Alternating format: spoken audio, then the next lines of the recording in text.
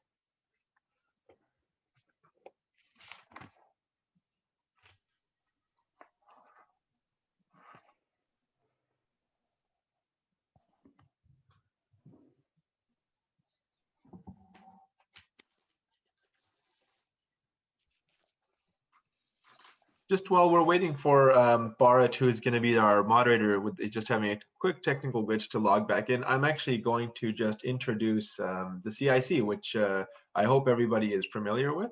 I don't know if many of you have attended CIC events in the past.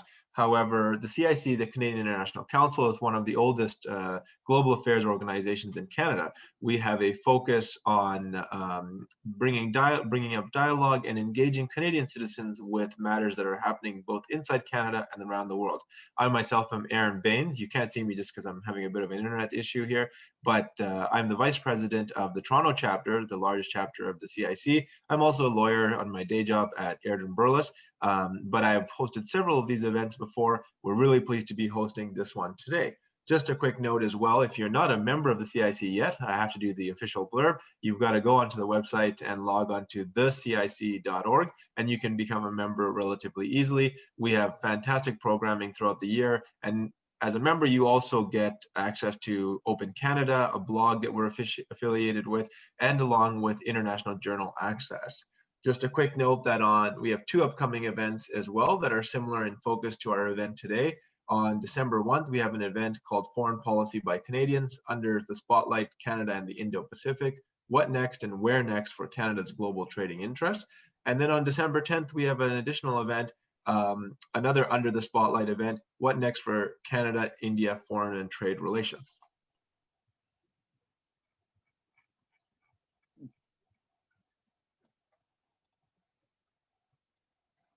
In the meantime, I will also just start introducing, although he's not here yet, but I know from a phone call that he's logging on momentarily, our moderator today, who will then introduce our panel. Of course, the topic of our event today that we're going to be speaking about is the Indian economy at a crossroads towards reform or further stagnation.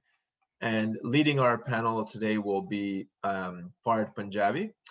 Bharat is a research fellow at the Global Cities Institute at the University of Toronto. He's taught several courses in economic geography, political ecology, and water management, Asian urbanization, and the political economy of development at institutions, not only at U of T, but also at University of Western Ontario and the University of Guelph.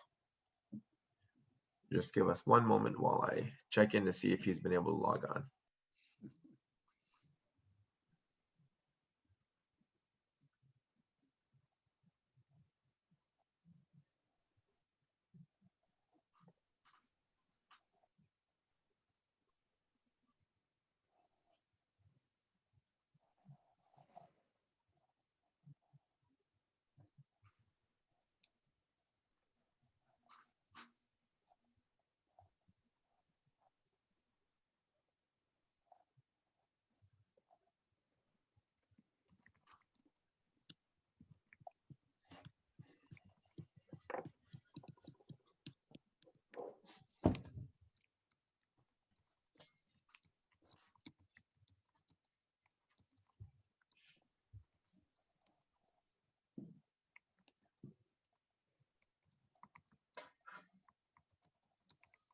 Okay, Bart is just still having a few issues, so I'm going to go ahead and actually start introducing our fantastic panel. So we have, you would have seen from the event link that was sent out, we have 4 amazing panelists with us today. We're very grateful for their time. We have Sanjay Reddy, John Harris, Lekha Chakrabarti, and Son Ray. And I'm just going to go ahead and give a short little bio of everyone. John Harris was a former dean of the School of Development Studies at the Universities of Anglia, later director and then Development Studies Institute at the London School of Economics. Most recently, John is the founding director for the School of International Studies at Simon Fraser University here in Vancouver. John has served as the president of Development Studies for several years, managing the Journal of Development Studies, editor-in-chief at the Canadian Journal of Development Studies, and in 2017, he was one of 3 professors from SFU to be elected a Fellow of the Royal Society of Canada. Thank you, John, for joining us today, and we look forward to hearing your fantastic remarks. Sanjay Reddy is an associate professor of economics and an affiliate faculty member of the political department of the New School for Research, and was previously co-academic director of the India-China Institute at the New School. He has also taught in various international academic summer schools and advanced training courses, been a visitor at diverse academic institutions around the world, and has held the fellowship for the Center for Ethics and Center for Population and Development Studies at Harvard University, the Center for Human Values at Princeton University, and the Justitia Amplificata program for the Goethe University for Frankfurt and Free University of Berlin and the Advanced Research Collaborative of the University of New York. He has received grants from various sources, including the Institute of New Economic Thinking, the Ford Foundation, and the Mellon Foundation. He was named one of the members of the next generation of Indian intellectuals in The Print. He holds a PhD in economics from Harvard University and a Master's of Philosophy in Social Anthropology from the University of Cambridge, and an AB in Applied Mathematics with Physics from Harvard University. If he was more distinguished, I think I would be very thirsty right now for speaking, because that's an amazing resume, Sanjay. We can't wait to hear from you further. Next, I'm going to just introduce Lekha. Lekha is a professor at NIPFP. She is also affiliate at Research Associate with Levy Economic Institute of Baird College, New York. She is a pioneering economist in institutionalizing gender budgeting in India, with Chief Economic Advisor, Ministry of Finance, Government of India in 2004. Her areas of interest are macroeconomics of public finance, fiscal federalism, extractive sector economics, financing, human development, and gender budgeting. Dr. Chakrabarti has worked for the IMF, World Bank, UNESCO, and the UNDP, the UN Women, and the Commonwealth Secretariat on short stints. Her work experience on macro fiscal policy and human development spans across 7 countries, including Sweden, Canada, Morocco, the Philippines, South Africa, Sri Lanka, and Mexico, and most frequently in Asia-Pacific region. She has twice been awarded of Shastri Indo-Canada Program for Department of Foreign Affairs and Trade, Government of Canada. She was visiting professor at the American University, Uppsala University, Carleton University, and University of Utah, US, on gender, macroeconomics, and international trade courses. Again, we're most pleased to have Lekha with us today. Last but not least, we have fantastic Son Ray, Senior Fellow at ICRIER. She has a PhD in economics from Jawaharlal Nehru University. She has been a Ford Foundation Fellow at the Nehru University at the International Trade and Development Division. After completing her PhD, she was awarded the Sir Ratan Tata Fellowship at the Institute of Economic Growth and joined the Institute as a postdoctoral fellow. She then joined the Research and Information System for the non-aligned and other developing countries as a research associate. Her areas of interest include international trade, industrial economics, microeconomics, and applied econometrics. She has worked in the area of trade policy, technology transfer, efficiency and productivity issues, and the behavior of firms. Finally, she was a visiting faculty at the University of Calcutta in 2009. She's published in various national and international journals, and she's a member of the Indian Econometric Society and the Forum for Global Knowledge Sharing. Thank you very much, Son, for joining us. Thank you to all of our panelists, and thank you, of course, to all of our guests who are joining us today and who are going to be hearing from us. So I'm going to go ahead and begin. Unfortunately, Bard is having some technological issues, so we're just going to go ahead and begin the discussion excuse me, with a bit of a round table, with each panelist giving a brief introduction on their thoughts on the thesis itself. So to begin with, we're going to start off with Sanjay. Oh, you're on mute, Sanjay. Thank you very much, Aaron. I would like to share my screen since our Sherpa, who's not yet with us, Bharat, emphasized the importance of using slides to capture everyone's attention. So if that's all right, I'll just go to PowerPoint and try to share my screen. My apologies if that takes a moment. But let me also just say, here we are, that you can all see the slides now, I hope. Okay. That I'll try to be brief so that we can focus as much as possible on the discussion. I think that will be much more interesting. But I thought that I would give a little bit of an overview, as Bharat asked me to do, and Aaron, about the situation of India, in particular in the aftermath of or in the midst of the COVID-19 crisis, and how, and raise some questions as to how that should influence how we think about India's economic prospects and future, as well as, of course, its international economic relations, including with Canada, which perhaps will come up more in the discussion. The title of my presentation is India Between COVID-19 and a Hard Place, for reasons that you will see in a moment. I see that the host has stopped my sharing. I'm not sure why that is. Could we? I'm not sure. You should be able to do that. Go ahead again, sir. I think it's just, there shouldn't be anything on our end.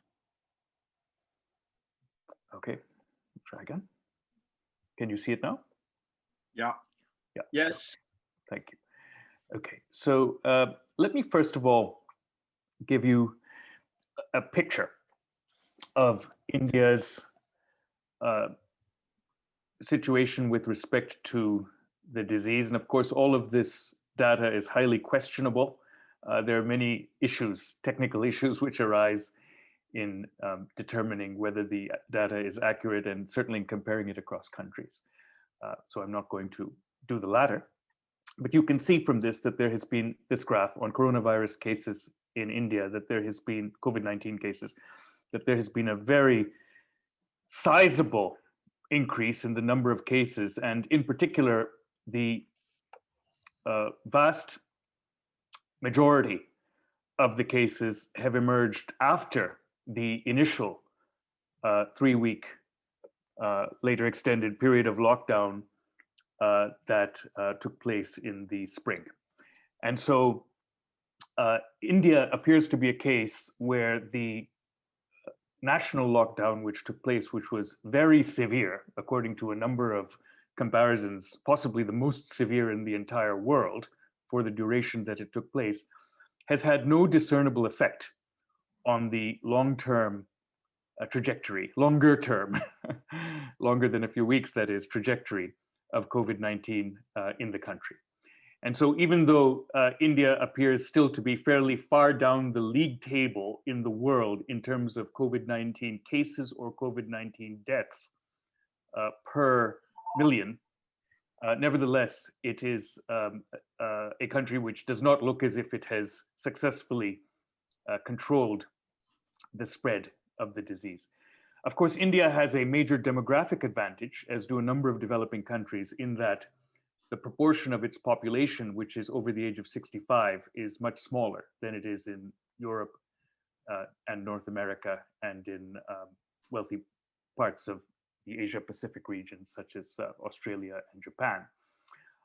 In Europe and in North America, the proportion of the population that's over the age of 65 is 17%.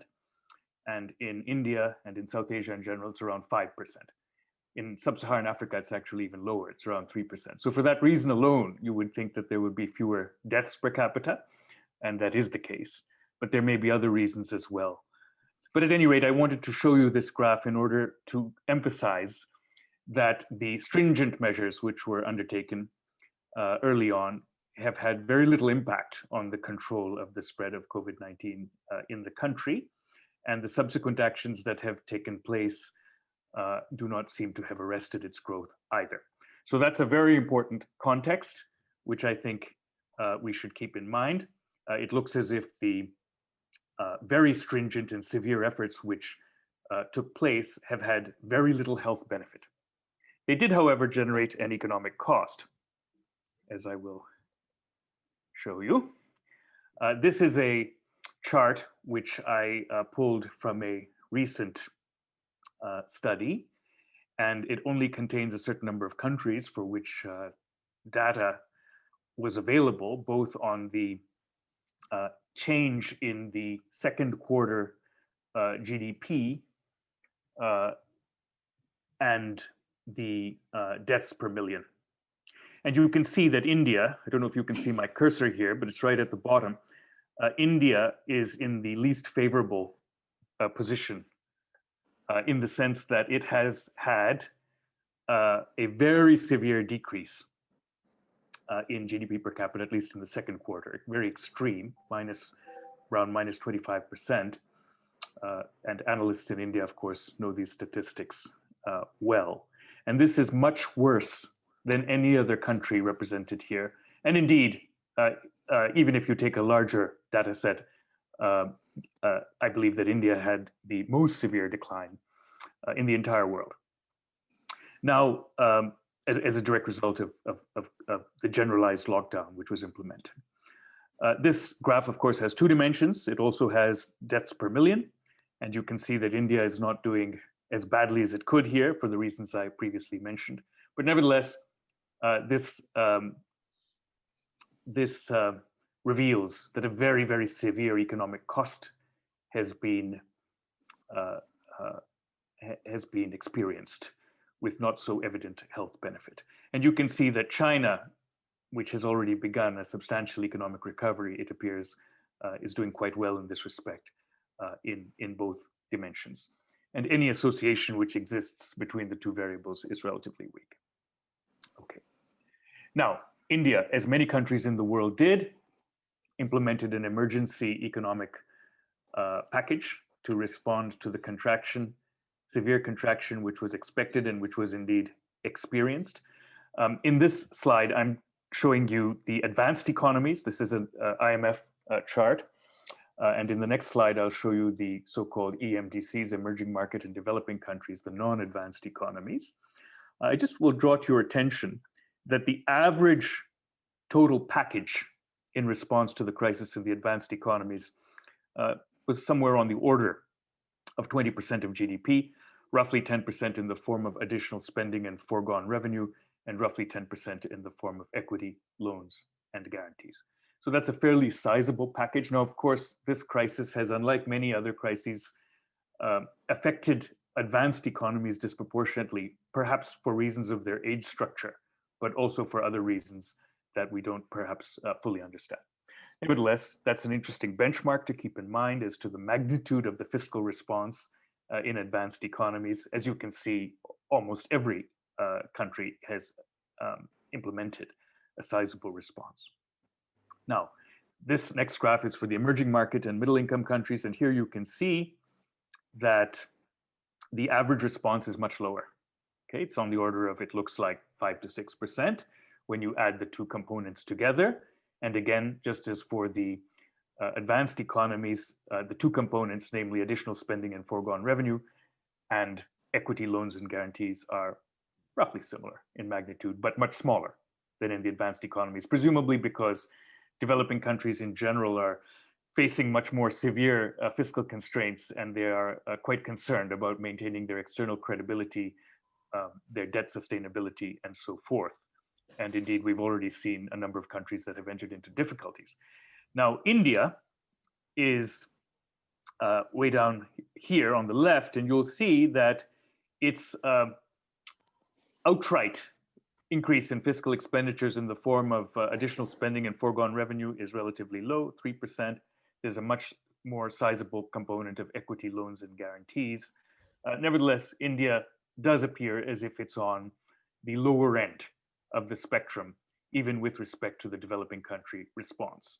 So much as there's been quite a lot of drum beating in India about the size of the fiscal response from a cross-country perspective, it doesn't look especially sizable. And certainly, when you compare it to the scale of the hit which India's GDP has received, it looks quite inadequate.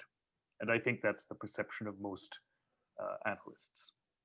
Okay, here is a portrait of the employment rate, which is a different perspective in that it focuses more on the experience which the population and the labor market is having as a result of this crisis.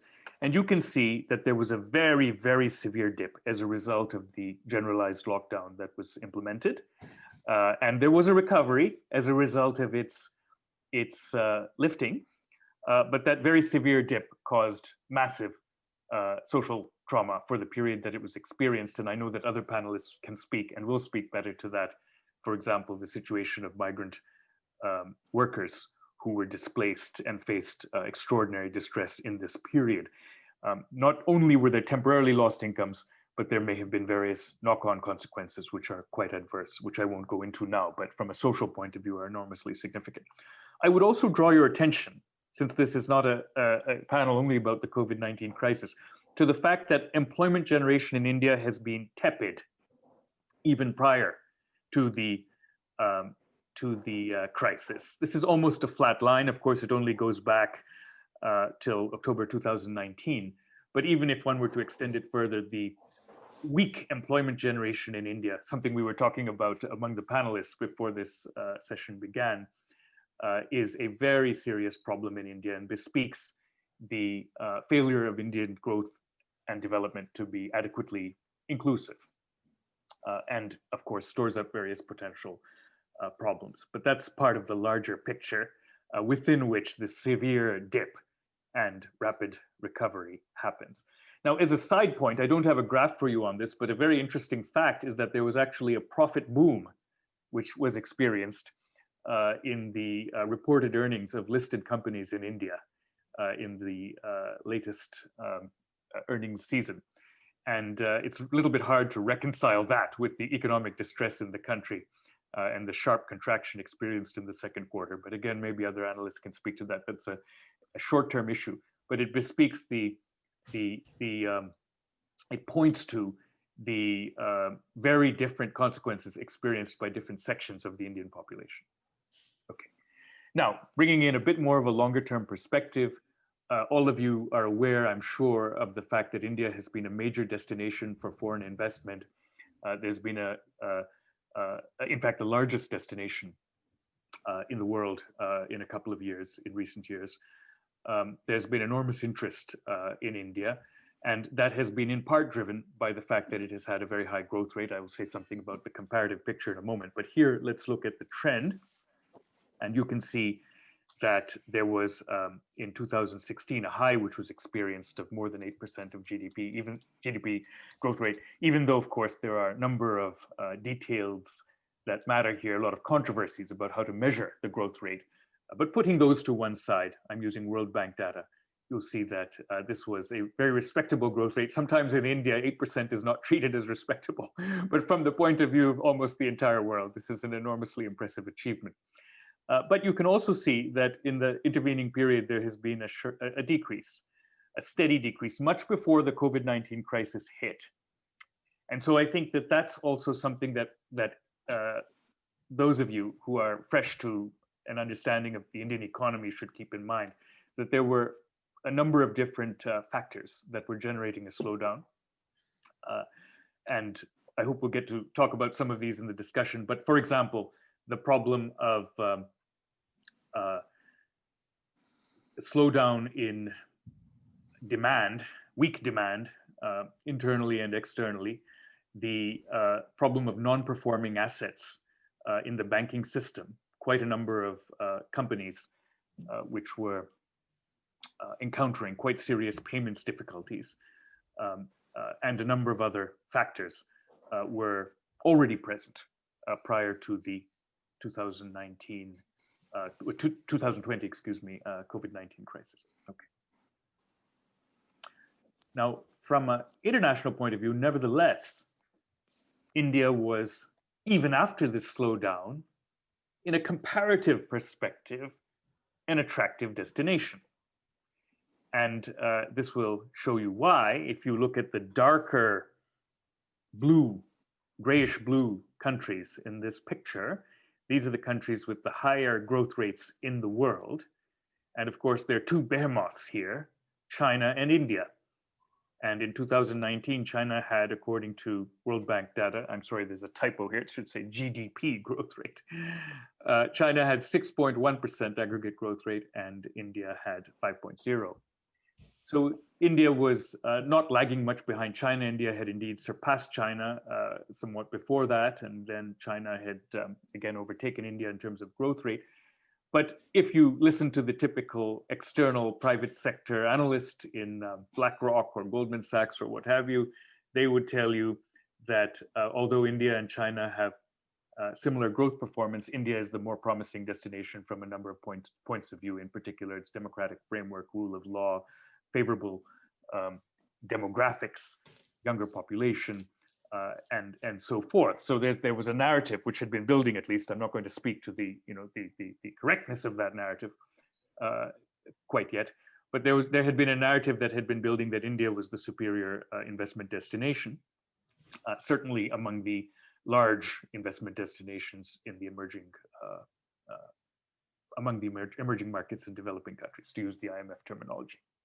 So that's one reason that the slowdown in India, much as it perturbed people in India, didn't much influence the external inflows. Okay, so let me put all of this, and again, I don't want to take a lot of time, but put all of this in a broader context. I think that there are a number of institutional issues which remain unresolved in India, which have influenced or which are evinced both in the short-term response, the inadequacy of the short-term response, and also in the long-term circumstances of the country. A number of analysts, including the chief economic advisor, former chief economic advisor of the government, Raghuram Rajan, but Atul Kohli, the political scientist who's done distinguished work on India, and others, have made the distinction between a pro-market and a pro-business environment. And they have suggested that the government of India under the BJP has provided a pro-business environment more than a pro-market environment, in the sense that it has had close relations with particular business houses which it has tended to favor by advancing policies which favor those, which benefit those houses or individuals and families, and generally by making selective policies and undertaking selective actions which benefit them, as opposed to creating a rule-based framework which has an arm's length, even-handed approach to different interests. And I think that this reveals, I agree with this point of view, and I think it reveals a failure really to think about economic policy in a more long-term and rational framework. And that was also underlined by the irrationality of the very severe lockdown, which was then lifted quite soon after it was imposed with very little health benefit.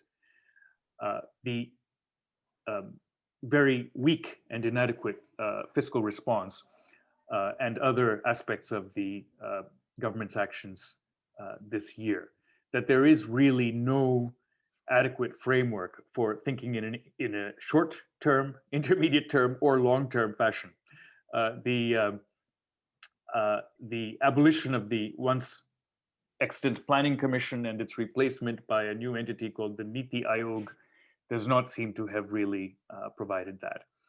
And so we have government actions which oftentimes seem inconsistent and which careen from one extreme to another, or which simply don't have any justification, such as the demonetization which took place, the abolition of existing banknotes and their replacement some time ago. Sanjay, so I'm sorry. Let me stop here. I know I'm going on. Okay, so just to say that this would be a broader umbrella concern, which I think we should introduce into the discussion about the institutional framework and the rationality of policymaking. Let me stop there. Thank you. Thank you. Thank you. And to my name is Bharat Punjabi. I'm sorry I couldn't be here in the beginning. I had some technical issues at my end. I'm at the Monk School and I'm moderating this panel. Thanks, Sanjay, for this wonderful overview of the economy and all the facts and figures you gave us. It's going to give us kind of great perspective to carry on this panel and also have a question and answer session at the end. Our next speaker is going to precisely be talking about these institutional issues, which Sanjay raised the importance of, highlighted the importance of. Dr. Chakrabarti, are you with us? Yeah, can you hear me? Yes, Dr. Chakrabarti is going to speak on federalism in India and the impact of the COVID-19 crisis on center-state relations. That is relations between the federal government in New Delhi and the state governments in the country, and how both of them have responded to the crisis and how this crisis has affected their relations. Go ahead, Lekha. Thank you. I'm deeply honored to be invited as a panelist for this important deliberation on Indian economy. And I particularly enjoyed Sanjay's presentation and the points he highlighted towards the end about, of course, Bharat, you also have highlighted the importance of, talking about the institutions. And a special thanks to O.P. Mathur and to you for the, different conversations we had about this, wonderful, webinar. To begin with, a couple of hours back, we got our recent GDP quarterly figures out, and India is now into a technical recession. The two consecutive quarters, there is the GDP contraction. So the recent figures show that our GDP contracts to 7.5 in Q2, but it's comparatively better when we compare to the contraction of 22.8 last quarter. So it's comparatively better, but if you ask me, we are technically into a recession in Indian economy. And, as you have asked me to focus much on the fiscal federalism and a kind of, macro fiscal aspects related to how we responded to the COVID pandemic and, the economic revival. Let me start with the question that what holds India together? What's the significance of the institutions in holding our economy together? But of course, I know that this question is not just relevant to Indian economy. Such empirical questions of what hold the nation together, it has gained much significance globally also. In the recent Brookings paper, I have read one paper on European Union, whether it is a feasible project where economic convergence was examined, which was controlled for the cultural and institutional, heterogeneity. But if you ask me to analyze such kind of what holds India together and so what's the importance of the federal institutions here, we don't have direct empirical analysis on the topic, but scholars have looked into the economic convergence issue. So when, Bharat, you asked me to look into the role of institutions and what holds a nation together, what came to my mind is whether there is an economic convergence over the years that has happened in India, because we were focusing on the equality of processes quite a bit, whether this equality in processes had led to an equality in outcome. The answer is a clear no when we looked into the economic convergence. In terms of, the analysis, the poor states were not catching up with the rich states, even if you control for the federal fiscal variables, whether it is a conditional grant or unconditional grant in terms of the intergovernmental fiscal framework. And the empirical evidence is quite mixed. And here I want to highlight a paper I worked with Pinaki, who is a director at an IPFP right now. And we found that there was a social convergence over the years. And this was the inference from the paper worked by the previous chief economic advisor of our country, Arvind Subramaniam also, but there is no economic convergence. And this we need to, highlight and accept that in spite of all the, the role of institutions or all kind of intergovernmental fiscal transfer mechanisms where we try to ensure that there is equality in processes through even the scientific tax formula or anything. There was no equality in outcome yet. So this is one of the important things I would like to put on board, which we can debate or discuss in the question and answer session. And second is, when we talk about this asymmetric federalism and or the cooperative federalism, to me, a sweet spot in the Indian federalism was what has happened with the 14th Finance Commission when they took the decision, a radical decision that 42% of the tax pool was devolved down to the subnational governments. And that was quite a radical decision. And another radical decision taken by the Finance Commission, the 14th Finance Commission, was integrating the climate change into the tax formula. Because usually when we talk about intergovernmental fiscal mechanisms, it's just to offset the fiscal disabilities across, jurisdictions. But that was the first time in which there was an acceptance of the climate change. It was even incorporated in the terms of reference of the 14th Finance Commission that to deal with the climate change. Of course, in the interim report of the 15th Finance Commission as well, there is a criteria on the climate, climate change. But the question, many scholars ask whether we have incorporated the climate change into the deliberations of intergovernmental fiscal transfers from the perspective of accepting that we are going beyond the paradigm of economic growth to a much more, inclusive or a sustainable development paradigm, or have they incorporated it from the cost disability perspective? And this, debate or the point of view that's quite divided, that economists take a view that it's maybe because of the paradigm of economic growth and to offset cost disabilities, they must have incorporated the climate change, may not be from the Paris commitments perspective. But to me, it is a sweet spot in the context of cooperative federalism that we have taken a radical decision on 42. But right now, in the context of COVID pandemic, or in the context of the economic revival, one fear is whether in the final, 15th Finance Commission's final report, is there any retreat from this 42%, or whether this ratio is going to come down. But maximum, they can be a status quo of what has happened in the interim report, that they have maintained the 41%. Of course, one of the states, it was converted to a union territory, and the asymmetric federalism, that needs to be tackled and debated in a different manner right now. But that 41, that status quo is maintained. Now, let's get into basis on the basis of which criteria this is devolved down, whether that criteria is quite aware of the uncertainties, the macroeconomic uncertainties and the public health uncertainties at the moment. And we have to wait and see whether these two aspects were incorporated in the tax transfer formula, whether it's quite aware of the, the macroeconomic uncertainty, the dual crisis we are into. But as per the interim report, there was a concern from the states, like when we talked the question that what holds India together, there was quite a bit of a concern from the states which have controlled the population in India over the years, whether, they will be penalized for what they have done for that progressivity.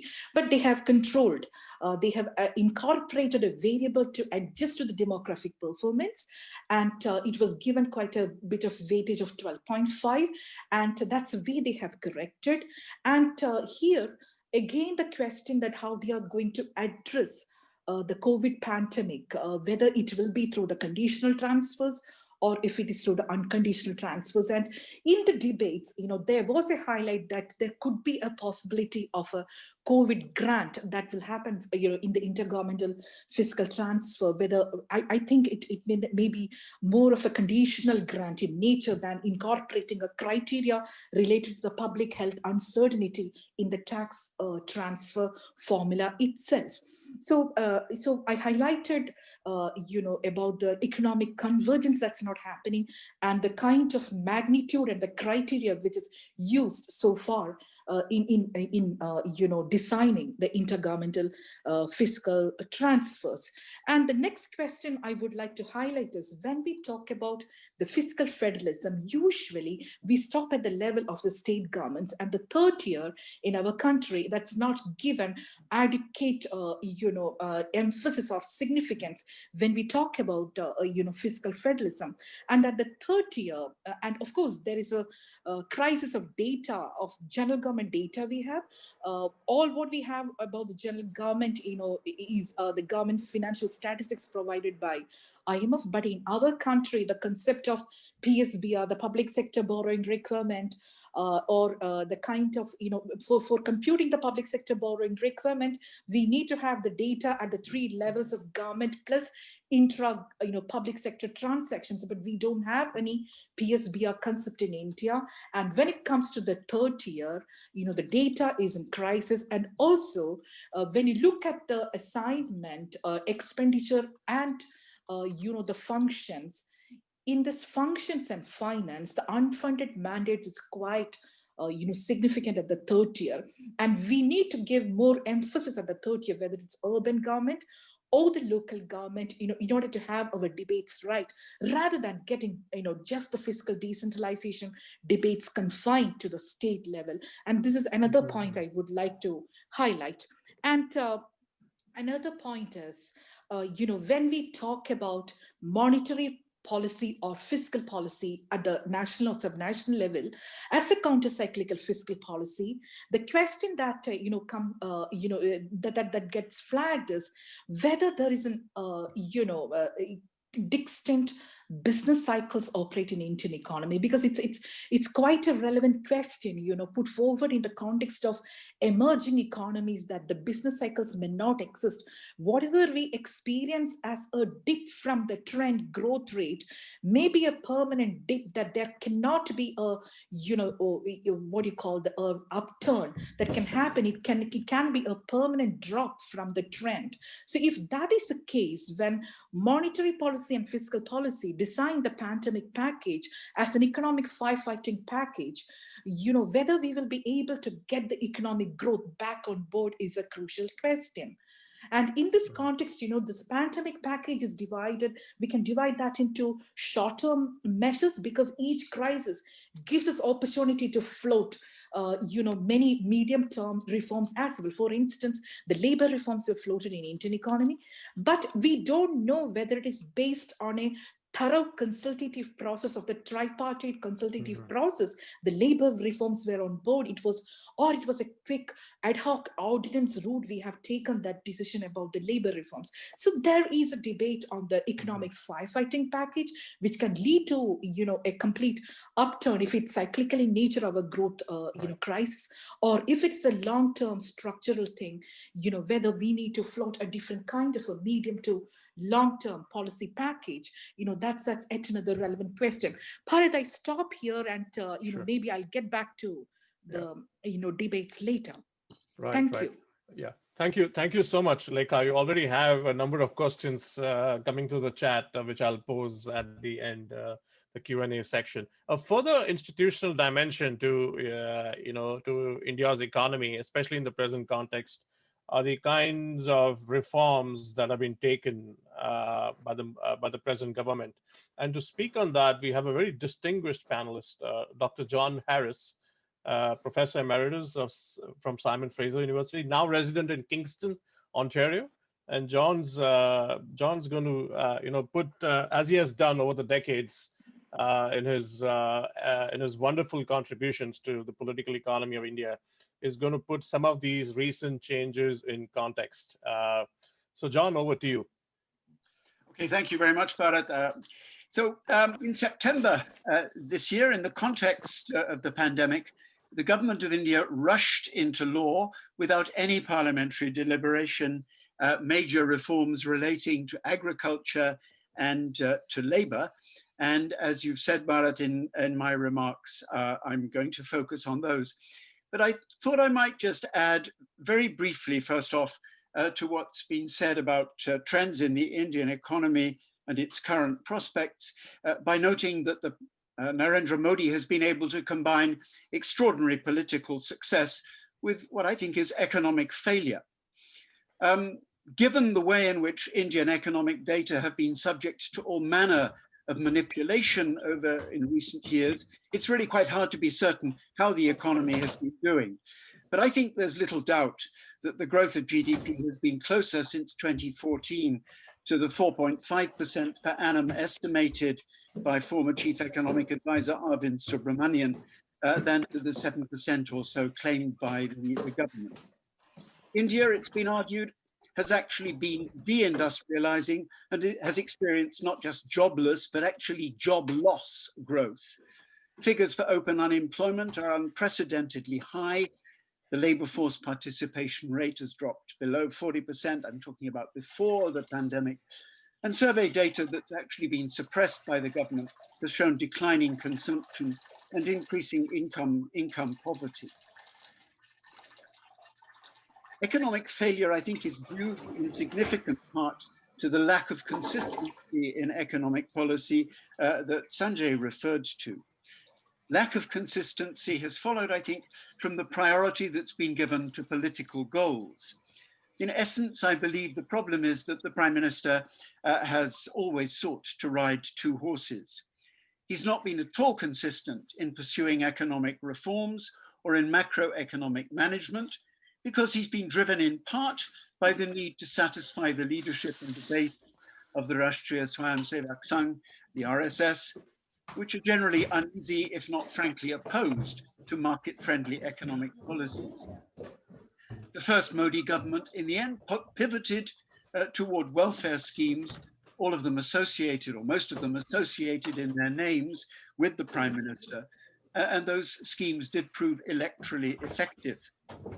The circumstances of the pandemic, however, seem to have pushed the Prime Minister and his government in the other direction, probably unfortunately so, when I think the economy badly needs demand-side stimulus. Okay, end of sort of brief preliminary that I just couldn't not say in terms of my views of what the state of affairs. But let me turn to the two important areas that I mentioned at the first. Let me begin with problems and potentials of Indian agriculture and the recent reforms. And of course, as we speak, very large numbers of farmers, mainly from Punjab, Haryana, and other Madhya Pradesh, basically from the Northwest, large numbers of farmers are protesting against the 3 bills passed by the government of India in September. All of those bills have to do with agricultural marketing and are claimed by government to be the platform for the transformation of the agricultural economy. And indeed, the bills have been hailed by many agricultural economists in India as marking a great step forward. So why have large numbers of farmers across the country been protesting? And why have several states, led by opposition parties, it has to be said, passed legislation opposing the central government's bills? I'll come to those questions in just a moment. Agriculture now contributes rather less than 15% of India's GDP. Yet still only a little less than 50% of the labor force is employed in the sector at least some of the time, so that agriculture still matters hugely to the lives and livelihoods of a majority of Indians. It's important to note too that more than 85% of farms are of 2 hectares or 5 acres or less in extent. Indeed, more than 2/3 of farms are of 1 hectare or less in extent. And research shows that even a holding of 2 hectares is very often insufficient to yield a decent livelihood for a household. Hence, the ongoing agrarian crisis that India has experienced, reflected in part in what are thought to be high levels of suicides among farmers. Agriculture also matters to the prospects of sustainable economic growth in India, I believe. It's unlikely now that India can follow the export-led strategy of growth of the East Asian economies. It's important, therefore, to think in terms of building domestic demand. Research shows that increasing the incomes of the bottom 50% or so of households in the rural economy generates the highest levels of demand for goods produced by other low-skilled workers. This actually suggests the possibility of a bottom-up strategy of growth through a virtuous spiral of increasing incomes.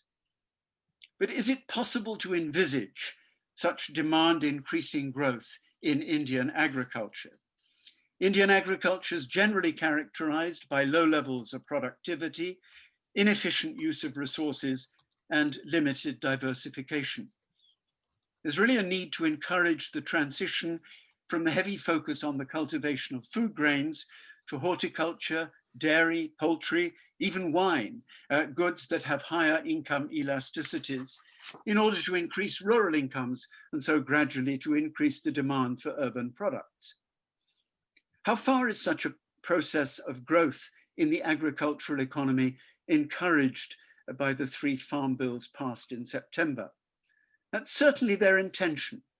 They share the premise that they will enable private companies to invest more easily in agri-food supply chains, that this will lead to efficiency gains, and that these gains will be passed on to farmers in higher output prices or lower input costs.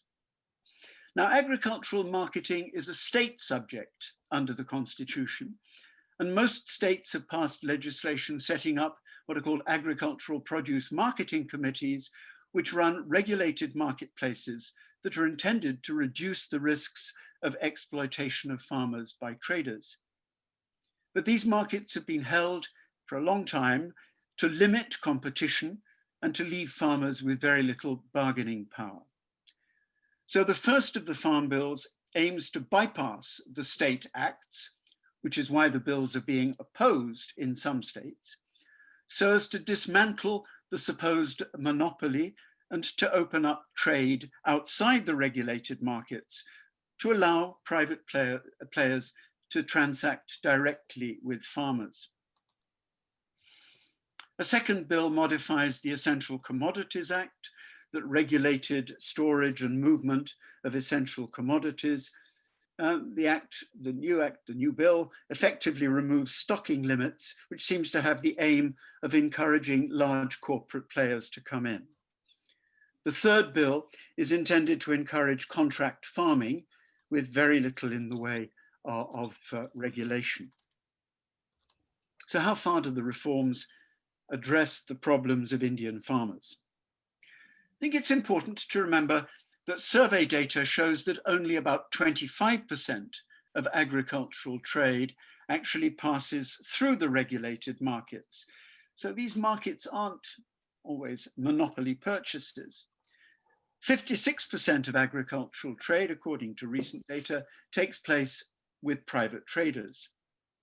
And the vast majority of small and marginal farmers, the 85% I mentioned, sell to a variety of local agents to whom they're frequently tied through informal contracts and often at prices well below those obtaining in the regulated markets, because the costs for these farmers of getting to these markets are too high. On the other side, for private agribusiness companies to deal with the very large numbers of small producers presents the problem of very high transactions costs.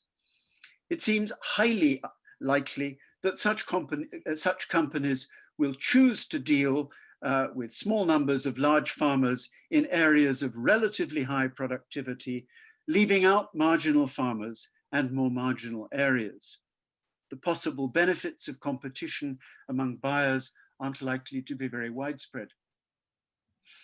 In sum, it seems unlikely, I think, that the 3 bills, though I think they will have some positive outcomes, will have the transformative effect on Indian agriculture that's claimed for them. The opposition to them, spearheaded, as I said, among farmers in Punjab and Haryana who do sell to regulated markets and are assured of procurement by the government at the minimum support price set by government, is motivated above all by the fear that the government intends to end such assured procurement. But as I have suggested, that's probably largely irrelevant to a majority of Indian farmers.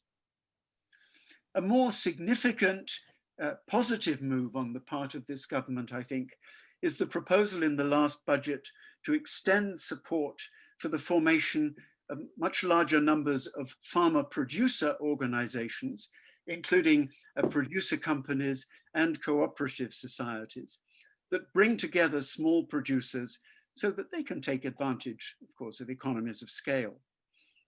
The formation of such organizations, together with public investment in rural infrastructure, the improved availability of credit, these, I think, will contribute to the aim of building a more diversified and higher value agricultural economy in India. That's not going to be achieved by private sector agribusiness alone, as seems to be intended, I believe, by the farm bills. So finally, I'll just speak very briefly about the second area in which this government, in the context of the pandemic, has pushed through quite important reforms. This is the new labor legislation. Alongside the farmers' protests this week, there has come as well a not very well reported, but possibly massive general strike, which may be involving as many as 250 million workers. The strike is in protest against the labor legislation. The context, of course, is that it has been held for a long time by many economists that India's labor laws have constituted a major obstacle to economic growth. The sheer multiplicity and complexity of labor laws are supposed to have made for heavy burdens of compliance and to have constrained investment. The evidence for these arguments is certainly contested, and it's well known that the enforcement of much of this law relating to labor has been quite ineffective. Some studies, certainly of investors, have shown that concerns about labor law don't rank very highly among them. Still, it is such an article of belief that it's really quite unsurprising, I think, that several state governments should have used the coronavirus pandemic, circumstances of the pandemic, to announce changes in labor laws that removed even some of the most basic protections for workers in the interest, it was claimed, of encouraging investment. Then in September, the central government had passed into law, again, without any parliamentary deliberation, 3 major pieces of legislation which are said to have simplified and replaced a whole volume of earlier labor law.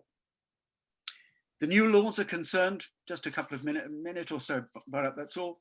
The new laws are concerned with industrial relations, social security, and occupational health and safety.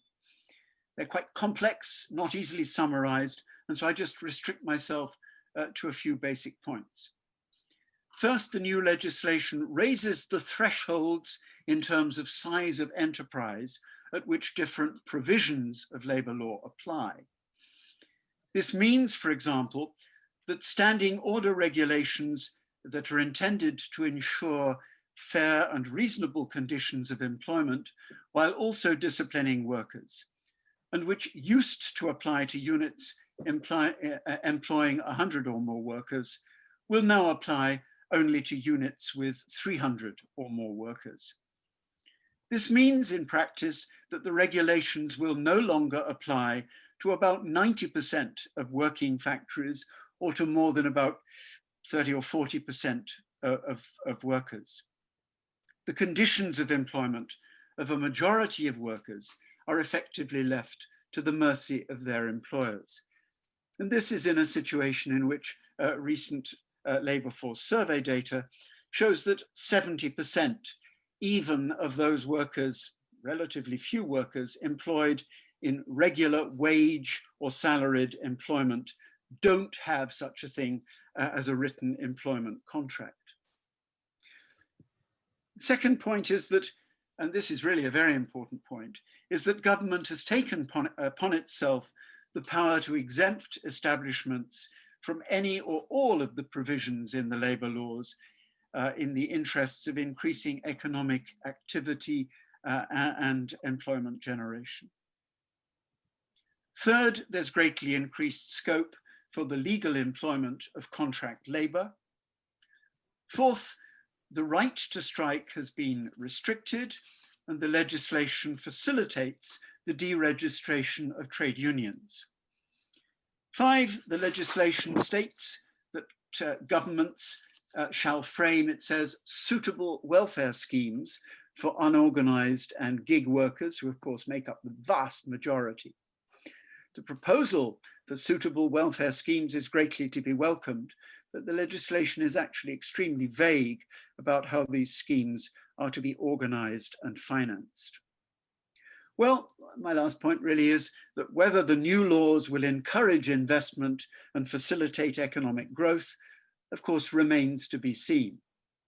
What is certain is that they provide very little protection for the vast majority of Indian workers whose awful conditions of employment, as Sanjay mentioned in his introductory remarks, their awful conditions have been so brutally exposed by the coronavirus pandemic.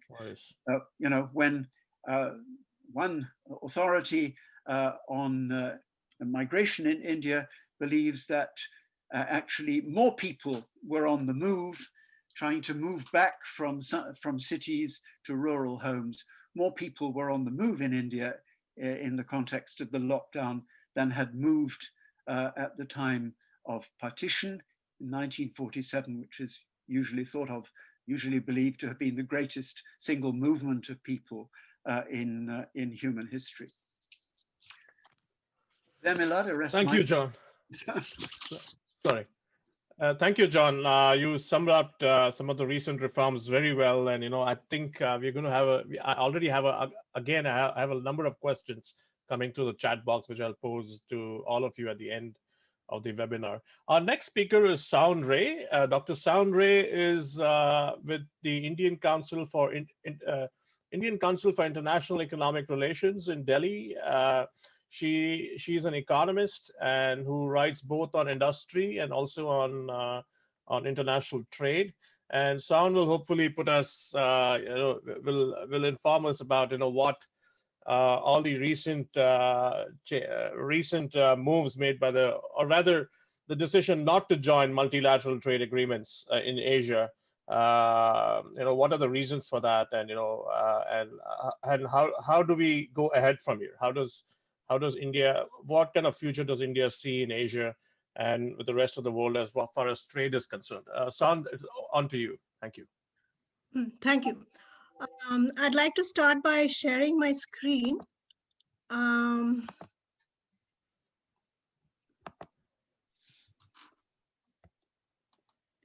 Yeah. Okay, so I have a presentation, and unfortunately there are too many slides, so I'm going to skip a few because some of the issues have already been touched on by the previous panelists. Yes, now you can see it now. Yeah.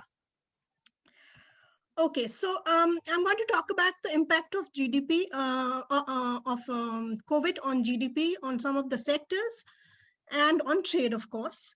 Talk about manufacturing in general and global value chains and India's approach to multilateralism in general and RCEP in particular. And finally, very briefly about the India-Canada trade relations.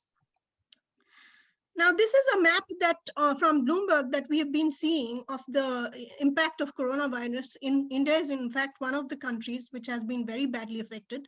The dark maroon one. So USA, Brazil, and India, largest number of infections in the world.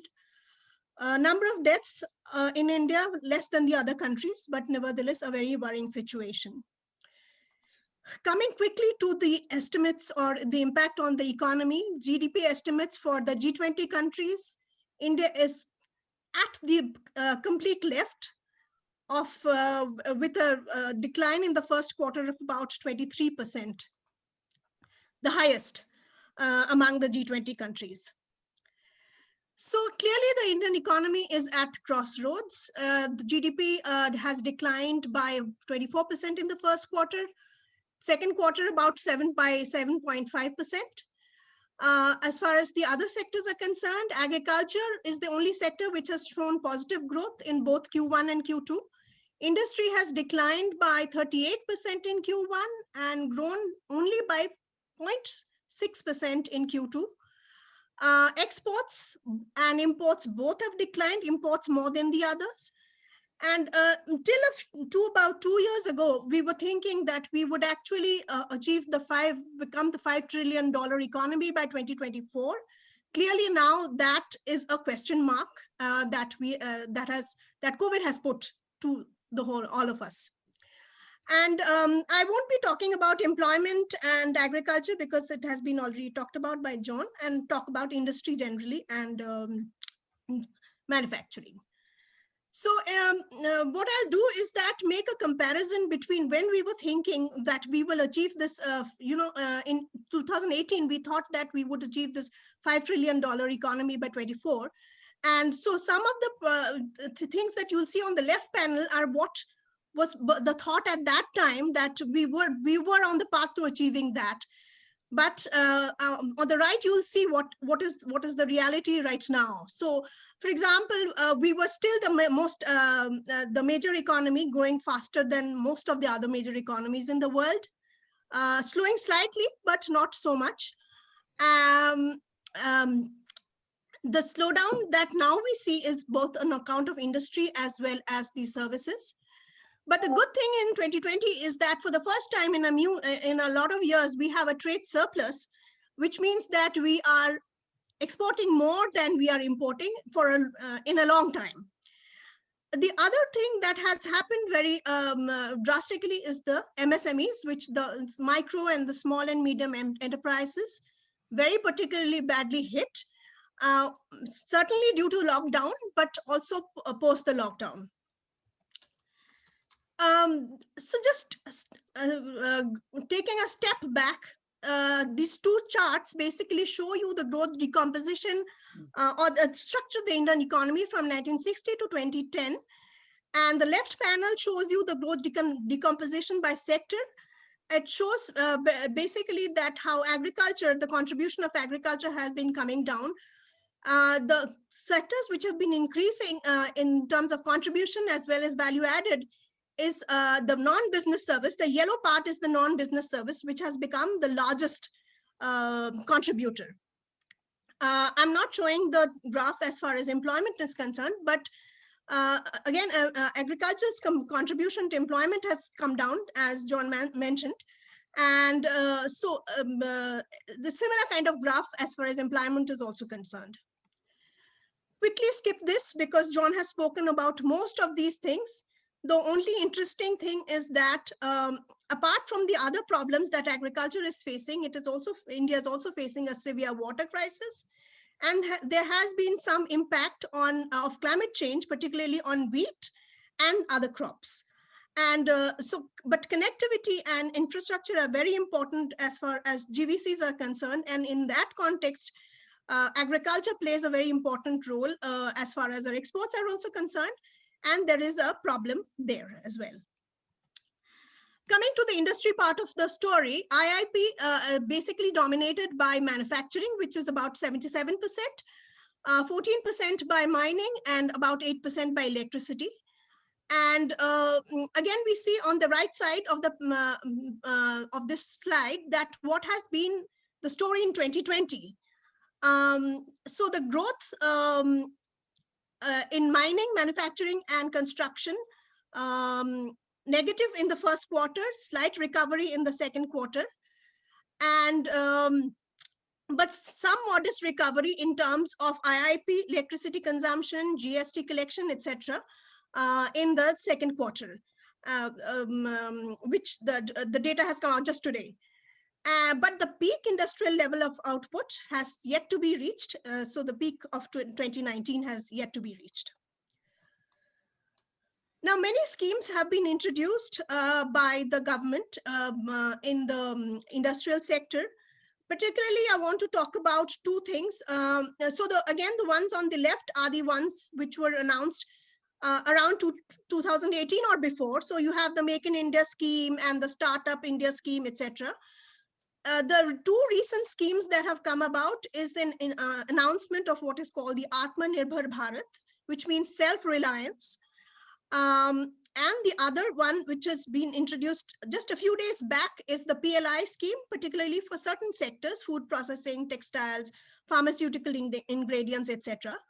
The other thing is an extension of the credit, emergency credit to MSMEs, which was announced, in fact, just after lockdown and around May, and it's been basically extended to November 30th. Now, services play a very important part, and the contribution in GVA is about 54%. The services sector has also shown a decline in this in the Q1 and Q2 of 2020. The employment share of the services sector is huge, 34%, mostly coming from the non-business part, non-business services that I showed in the chart before. In terms of the exports, 8th position in commercial services with a share of 3.5% in the global export shares. And this is about 38% of our total exports. And exports, but the services exports is concentrated in a few service categories, for example, computer and ICT, very well-known story. Some schemes also for the services sector, but this is not recent ones. These are all around 2018 or before that. External sector,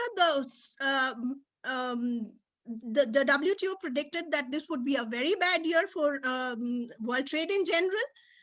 India has not been that particularly hit. Also, Asia has not been that particularly hit, mainly because of China. And somehow even our services sector has not been that particularly, not that badly hit compared to some of the other countries. And again, as I mentioned, that we have a trade surplus for the first time in a long time. Composition of India's exports and imports in 2018, large part by services, which is your magenta, the magenta blocks, and then followed by the others. And you can see the dominance of petroleum and diamonds, etc. The medicines part is the purplish part, which is about the third largest share. India's trade policy now mostly basically laid out in what is called the FTP, the foreign trade policy for the 2015-2020. It is going to be, being revised as of now. And it was basically implemented through two schemes, the MEI scheme for goods and the services export scheme for services. And the chart on the right shows you what has been as far as our goods trade is concerned, the exports and the imports, and you show the CAD clearly in the chart. Now, impact of COVID on world trade has been particularly bad, and there are some estimates by the WTO that it is going to be really bad. But the most pessimistic scenario has not been borne out. So it is, to paraphrase it, it's worse. It's not as bad as the worst or the pessimistic scenario. And some of the trade rebound that has been that has happened in Q2 particularly has been mainly because of the rebound from Asia. Services particularly has been badly hit in the post-COVID thing.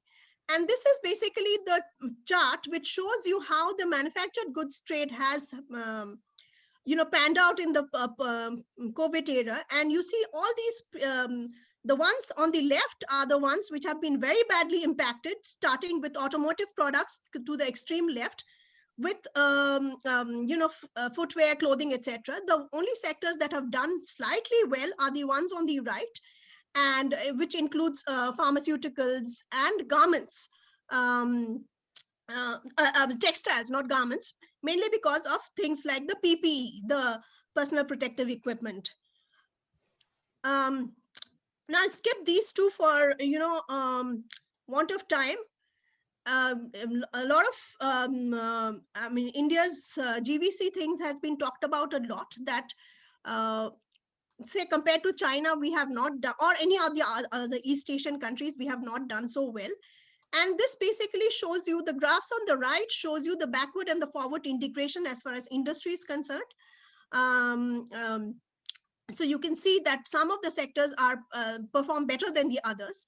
And but there are these problems that have been talked about. For example, the approach has been piecemeal. We've looked at industry policy, labor issues separately. Ease of doing business has been a problem, though we've managed to do better in recent years.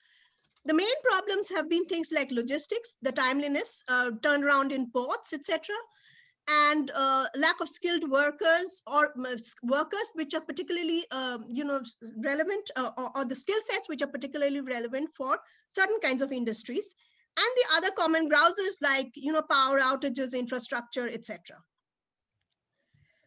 Coming to the the regional agreement, the RCEP is it's the first mega agreement of this year.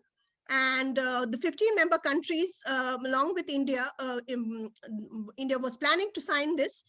India walked out in 2019, citing that some of the demands that India had, particularly with respect to China, were not being met. The main approach, the main problems were that most of the agreements on the mega arrangements, tariff is what is talked about, but what happens to non-tariff barriers? And India was particularly facing problems as far as market access is concerned, as far as China is concerned, with respect to some of these non-tariff barriers, and it felt that these were not getting adequately addressed. The graph on the two bottom graphs that you can see are actually what the kind of export, the kind of products that India exports and imports.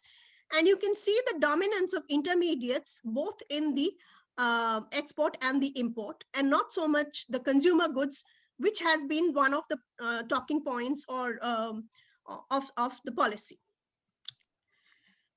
Last, coming to India, since India has walked out of this mega arrangement, RCEP, we hope that it will in fact engage in some bilateral trade agreements, particularly with the US, maybe with Canada.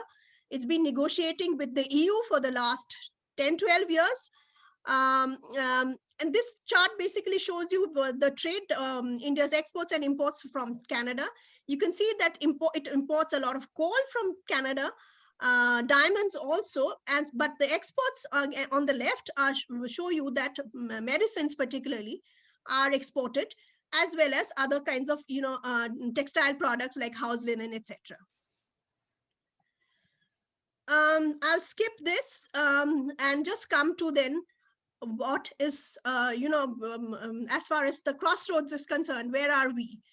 So the cost of the pandemic has been huge.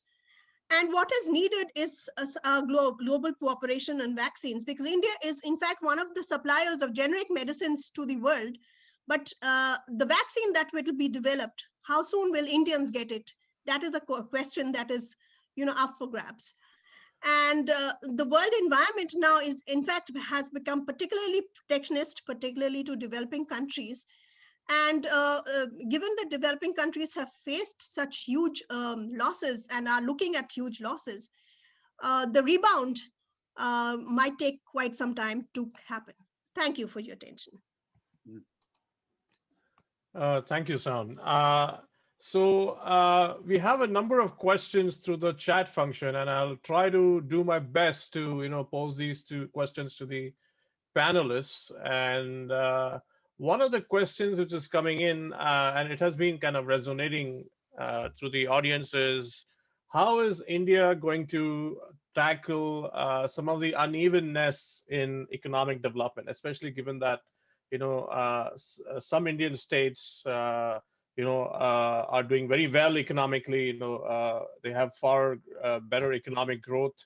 They managed to attract more both Indian private investment, but also overseas direct investment.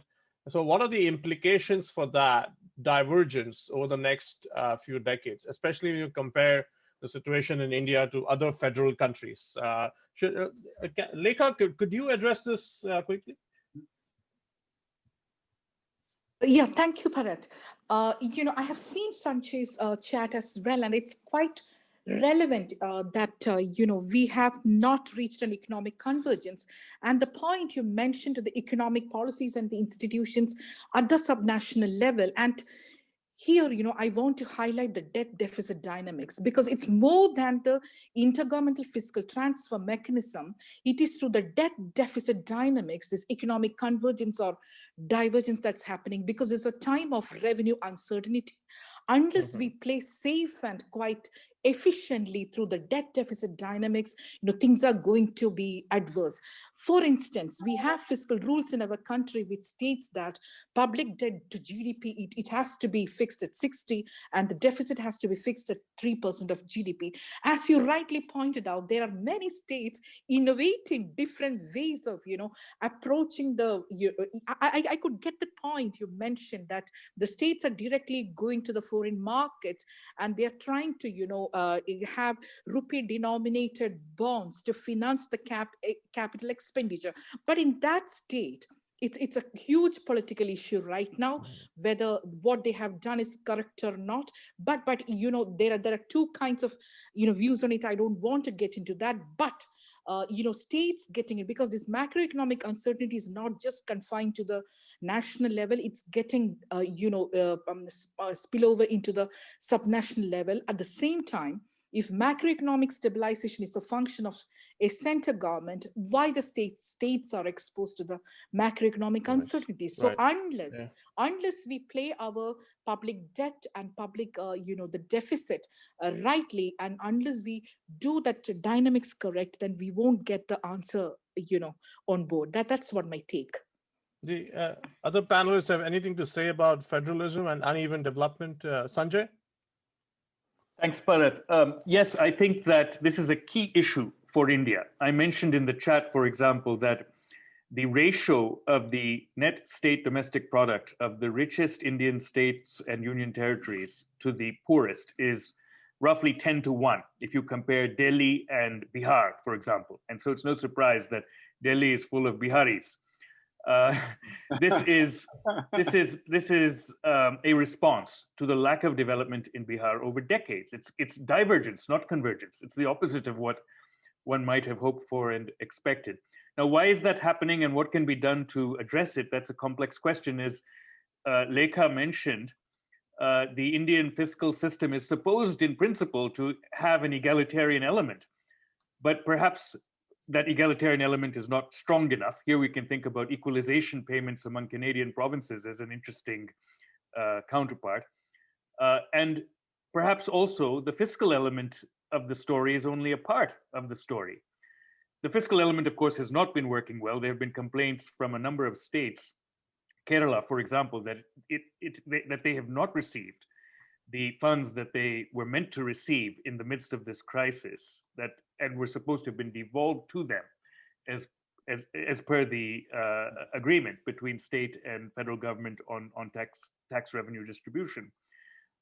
But quite apart from that, I don't think that the fiscal story is the whole of it. I think we have to think more about growth poles and why there are some growth poles and why there are why they're so restricted, and other states sometimes lack in any such growth dynamic. And that requires infrastructural investment and other kinds of investment which foster the relevant kind of growth dynamics. But it's a very, very hard thing to achieve through diktat. One has to be, very, I think, conscious about reflecting on what are the factors. I think about, for example, Hyderabad and Bangalore. These are growth poles for the reasons that Saun mentioned, that they are centers of export of high-tech services to the world. But they're also, therefore, places that have concentrated all of the income in their respective states. And you see growing rural-urban divergence as a consequence. So I think we have to move away from having a few cities as the center of growth through distributed investments and others in infrastructure and other such strategies. There's another question, which the importance of sorry, John, go ahead. agriculture there in response to Sanjay's last remark. Back to the importance of agriculture. So, a question which kind of points to the kind of argument Sanjay was just making, where attendees asking us, as to how some of the issues India faces, are very structural in nature, such as the non-performing assets in the financial sector, the persistent unemployment, farmer issues.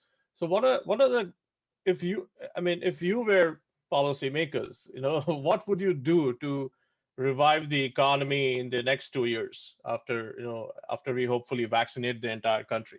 And related to this is, whether India can undertake the large kind of infrastructural investment which countries like the United States and Canada had done in the 1930s during the Great Depression. Why is this strategy not being implemented in India? Focus on infrastructure. Sanjay, do you want to take that again? Well, I did speak already, but indeed, I think, just very briefly, I think that India should think in terms of an ambitious program of that nature. A number of countries, such as Germany, have expressly linked the concept of a green recovery to their COVID-19 response, that the investment package which they undertake should be biased in a certain direction. And I think in India's case, it should be both green and socially and economically inclusive. Yeah. And that requires a very big effort by the central government. I think it can loosen the fiscal taps a lot more. The IMF is actually urging countries, it's unique, it's never happened before, to do so. So there's room, I think, for India to do so. It should do so. And the state government should be aided by the central government in doing that, which is not something it has been inclined, it seems, to do so far. So there's a lot of thinking to do about exactly what content such an investment push would have. It should be decentralized, as John suggests. It should foster rural agricultural and non-agricultural activities. It should certainly have a green element to it. A third question, which has come in on trade, and Sound, if you could respond to that, is, do you think that India won't really lose much from its decision to leave RCEP, taking into account that it already has bilateral agreements signed with many ASEAN economies and Japan? How do you think India could actually leverage its comparative advantage in services to recover from the slowdown due to COVID-19? So, the way usually one looks at or one assesses the joining with the trade agreement is that one does this for goods, one does the tariff calculations. Normally, India's tariffs are higher than other countries. So in goods, India would always lose out when it engages with or gets into an agreement. So it hopes to make some of that up through the services or through investment. Now, the investment part of it is very difficult to calculate, because what you are looking at is that if it is part of an agreement, what is the potential investment or potentially additional investment that would come into a country? And that is not so easy to calculate. We have been getting FDI. In fact, Sanjay mentioned that one of the highest recipients. So one doesn't really see that what additional benefit India could actually get from joining this kind of a trade agreement. And therein lies the problem. The benefit is that we could have been part of some of those global value chains. The ASEAN countries, which we have an agreement with ASEAN, we haven't utilized that very well. And in fact, that is being renegotiated. But the thing is that if you are part of an agreement, it does help deepen those arrangements, the trading. And so unfortunately, we haven't joined, and we in fact are not part, we don't have an agreement with any major developed country. The only country with which we have an agreement is Japan. So I think it's a big loss. So in your opinion, India should have joined RCEP. Yeah. Is that what you're saying? Yes, Okay. definitely. Okay. Yes. One more question, which I'm opening to all panelists, is as India progresses towards a more sustainable economy, is it possible to reduce the levels of income inequality, which is now higher than ever in the globalization era? John, do you want to take that? Well, what a very important political question that is. I don't really sort of see at the moment where the political driver of policies that would make for higher levels of inequality. I don't see where the political drivers for the implementation of such policies are. In my view, it's not a very original view, but nonetheless, I think it's a very important point. Is that India has historically spent very much less, as a proportion of GDP, on education and health than comparator countries. Actually, very, very low levels of expenditure on education and health. And I think that perhaps the most important thing that Indian governments could do to make for circumstances in which there is some sort of leveling up would be through much more investment in education and health. Of course, money alone is not the only answer. Education and health have to be delivered effectively, but there's no doubt in my mind that a lot more resources are needed as well. Could I say a word on this? Yes, Bharat? Sanjay. Yes. I think that that John has absolutely rightly emphasized health and education investments as part of what allows people to compete, to join the competition at all. Yeah. To be at the starting gate, so to speak, and participate in the fruits of a more democratized market economy, if such a thing could be achieved. But that apart, I think there are a lot of other policies too, of course, which should be added into the mix. The trouble is that, as John says also, there doesn't seem to be the right orientation on the part of the government. Many analysts have seen the government of India to be plutocrat friendly. Of course, it's not the only government in the world which is like that, but its plutocrat friendliness has extended to doing things that clearly increase inequalities, not decrease it. Recently, there has been a push to reinstate or to increase wealth taxes in many parts of the world, and there are prominent advocates such as Thomas Piketty, for example, of that policy. And India has abolished its wealth tax. John described how labor legislation is being changed in a fashion that really removes entirely what John Kenneth Galbraith called counterpower in the workplace. And this is going to have damaging effects on the distribution of resources in enterprises in favor of workers. So, we ought to have had a sensible parliamentary scrutiny, which we did not have of these bills, which is itself a very important point, the increasing use of a kind of executive power in legislative guise.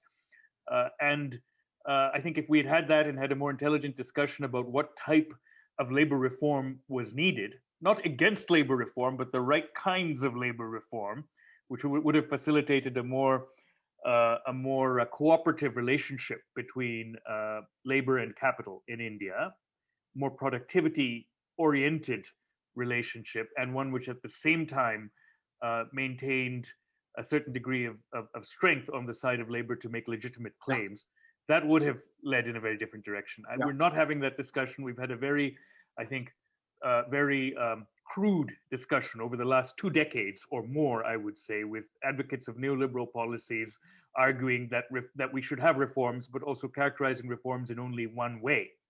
And it is that which has been embraced by the government of India. And unfortunately, now politically the momentum doesn't seem to be in any other direction. But that I think could change. Yeah. That should wrap up. I mean, there is one more question. If we just have, I think we just have 2 minutes for that. And it's not really an economic question, but it kind of does resonate with the points you have made, John and Sanjay, on the inclusion of the poor and minorities in economic development. And the person who's asking the question, I'm not naming him or her, is asking whether excluding a large part of population, whether that really creates a good kind of context, healthy context for economic development. Do you want to take that, John? Well, I think I might just sort of say first off that Kaushik Basu, a former chief economic advisor to the government of India, professor at Cornell, has said on a number of occasions recently that the way in which the government of India has been encouraging divisiveness in the population, the way in which a very significant minority is being made into frankly second-class citizens, cannot possibly be conducive to high levels of positive economic growth. And I think he's right. Anyone else wants to take that? On that note, I think we are over time already because of the technical issues we had at the beginning. I want to thank all the panelists joining us. Sanjay Reddy in New York, John Harris in Kingston, Ontario, Dr. Sean Ray in New Delhi with ICRIER, and Dr. Lekha Chakravarti for very, very good insights into the present and prospective future of the Indian economy. And I thank all of you for joining us wherever you are, and please stay in touch. And thank you to Aaron and CIC for co-sponsoring this, and to the Center for South Asian Studies at the Monk School and the Asian Institute for helping us out with publicity and logistics. Thank you very much. Bye-bye. Thanks. Thank you. Good to see you, Sanjay. Same.